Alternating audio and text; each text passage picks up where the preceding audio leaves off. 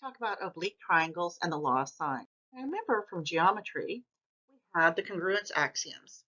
The first one we're going to look at is side angle side, which says if two sides and the included angle of one triangle are equal, respectively, to the two sides and the included angle of the second triangle, then these two triangles are congruent.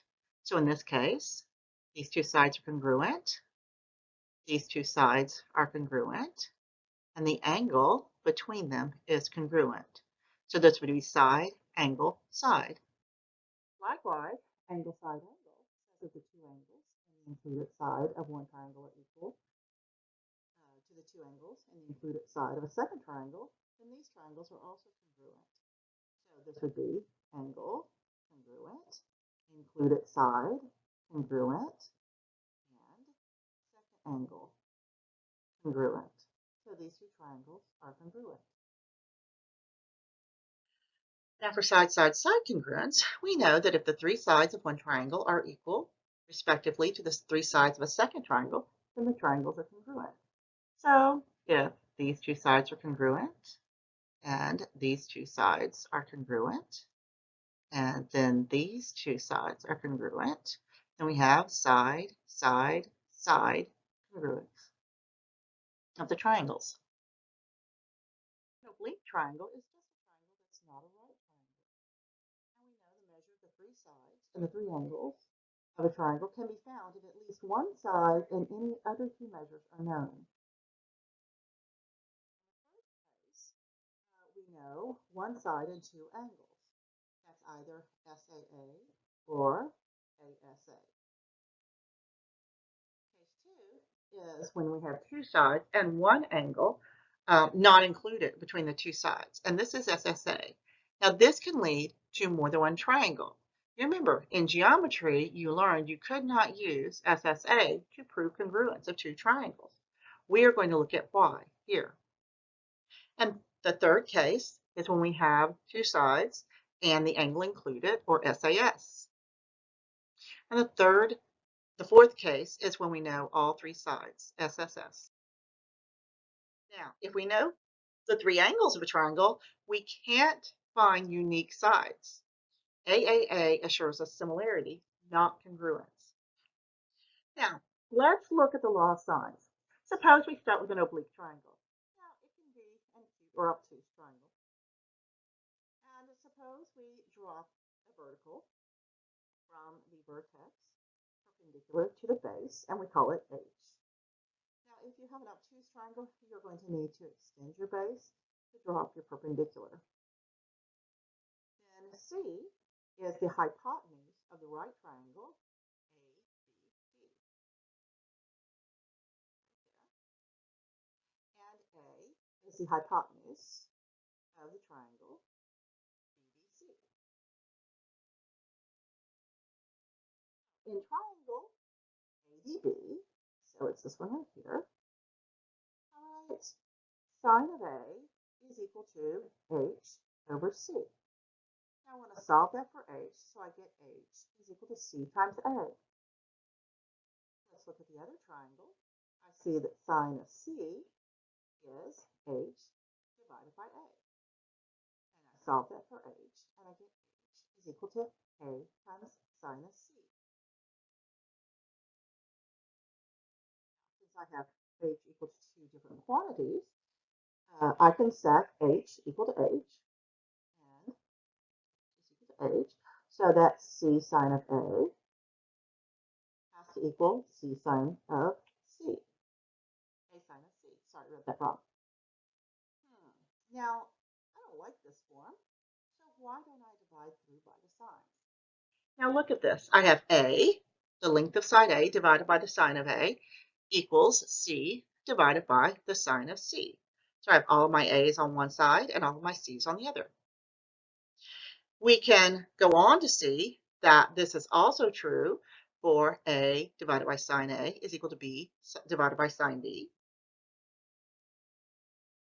As a matter of fact, we can combine this into the law of sines, which says in any triangle with sides A, B, and C, A divided by sine of A is equal to B divided by sine of B, which is equal to C divided by sine of C.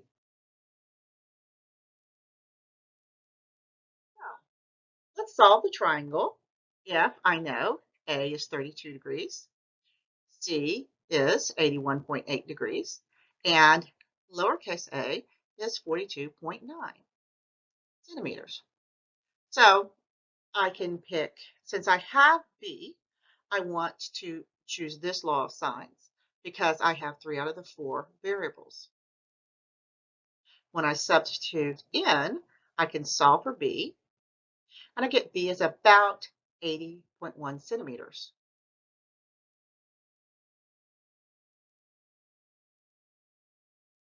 Now, I know A plus B plus C is equal to 180. I could use a law of sines, or I could use a simpler formula. So I can find the angle C is 66.2 degrees. Now I'm going to use the law of sines to find C. So A divided by sine of A is equal to C divided by sine of C. Substituting in my numbers, I get C is about 74.1 centimeters. Whenever possible, use the givens to solve instead of values found by intermediate steps. This prevents rounding errors. Daniels wants to measure the distance across the river. He determines that C, this angle, is 112.9 degrees. The angle A is 31.1 degrees, and B is 347.6 feet. And he wants to find the distance across the river. Now, he wants to find, first, you need to find the third angle, angle B. And that's easiest done by realizing B is 180 minus A minus C, and we get 36 degrees. Now let's use the law of sines to find A. I know A divided by sine of A is equal to B divided by sine of B. Substituting in my values and solving, I get A is about 305.5 feet. So the distance across the river is about 305.5 feet. Notice this is a distance straight across the river, not at a diagonal.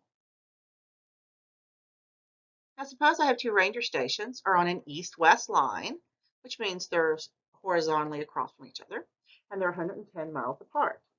A forest fire is located on a bearing, remember the bearings, of north 42 east, so it's going to be 42 degrees east of north, from a western station at A, so this is A, and a bearing of north 15 degrees east from the station B. So it's north 15 degrees east of station B. To the nearest tenth of a mile, how far is the fire from the western station? Now first, you've got to get the angles as best you can.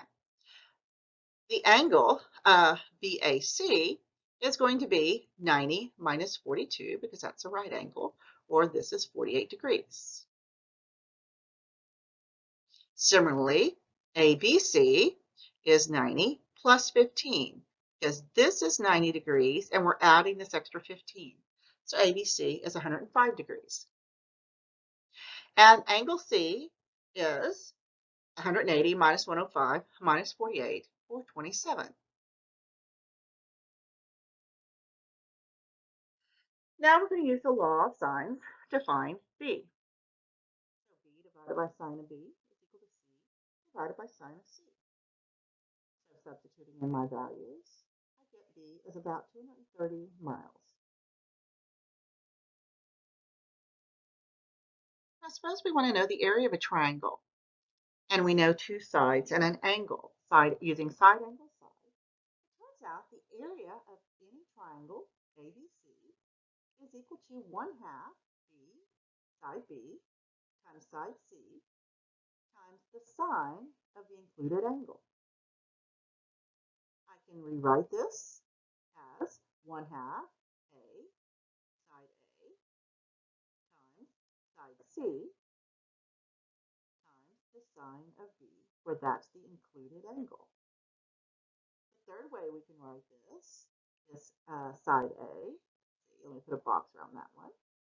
Side A times side B. And then I want to multiply by the sine of the included angle. It doesn't matter how you label these. So you really only need to memorize one, but you do need to memorize.